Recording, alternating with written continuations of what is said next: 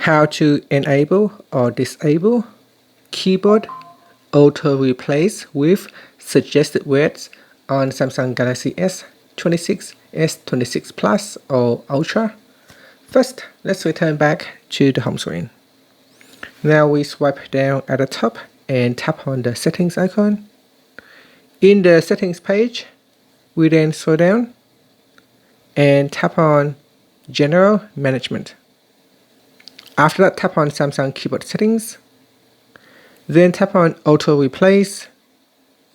And from here, go down and tap on the toggle button right next to a language.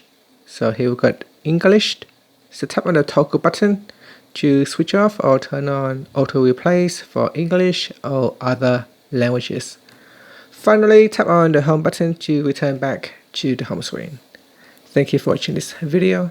If you find it helpful, please like and subscribe to my channel for more videos.